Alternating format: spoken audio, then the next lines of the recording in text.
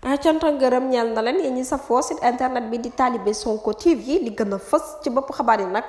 dañu koy doore kat yu nga xamante ne kii di Pape Alé Niang dina koy yëkkati moom journaliste d'investigateur bi la mu daal di xam ne rek ma ngay woote ñu def ab mobilisation ci nu mu gën a gaawee rek ñu def ab marche pacifique ngir Sénégal am ab liberté. Jamono ji gis nañ ne nag lii di politique rawatina nag crise sociale bi nga xamante ne rek moom moo am ci langum politique bi doy na waarloo ba jur ak njàqare ci biir réew mekk ci bitim réew. Jot na nag ñu daal di def ab marche boo xamante ne rek marche pacifique la naam Sénégal ci jëmmi boppam jamono ji réew yi nekk ci occidentaux yi yëpp rek ñu ngi bàyyi xel moo xam nga nekk société civile wala nga bokk ci ab syndicat jot na rek nga daal di manifester wu nag wala sa soutien ci li nga xamante ne rek moom la nguur gi di doxee mbir mu nu mel nag ña ngay woo képp koo xamante ne rek ab leadership nga daal di ñëw bokk ci boobule marche ñu di paix marche pacifique fexe rek ba jàmm desuwaat ci biir réew mi naam média français yi ci seen jëmmi boppam nag daal di nañ ciy jël li nga xamante ne rek moom mooy seen matukaay mu nekk pression internationale boo xamante ne rek États-Unis daal dina ci addu ginnaaw bu mu gisee nag ne lenn ci langum politique gu Sénégal dafa daal di doy waar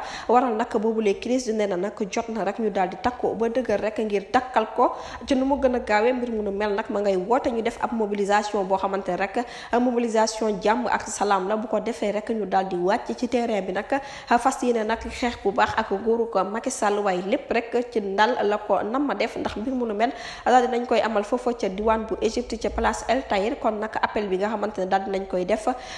koy def niki suba bu boobaa rek dina marqué lépp loo xamante ne rek moom la peuple sénégalais daal di soxla mu nekk marche bu am solo boo xamante ne rek hashtag Free Sénégal lañu ko duppee ba tey lam ci daal di yokk ne na daal jot na kenn ku ci nekk ci loolu rek daal di bokk ci boobu les mobilisation bu ko defee rek li nga xamante ne rek moom mooy peuple bi lu ñu yàgg xeex mu daal di desuwaat ci seen loxo ndax mbir mu nu mel mën na jur sax ab dialogue waaye nag lépp ci compréhension bu ñu xoolee rek événement yi nga xamante ne xewoon na fii ci biir réew mi ngay woote communauté internationale yépp ndax importance bi nga xamante ne rek marche pacifique bi daal dina koy am ñeel faj aajo boobu les crise nga xamante ne rek jamono ji ñu ci biir réew mi lëmbee fi du ñàkk dinañ ci ñëwaat ci yeneen i jotay xabaar jërë ngeen def ci teewlu bi bu leen fàttee abonné bés cloche de notification ngir amaat yeneen i info. Mbokk yi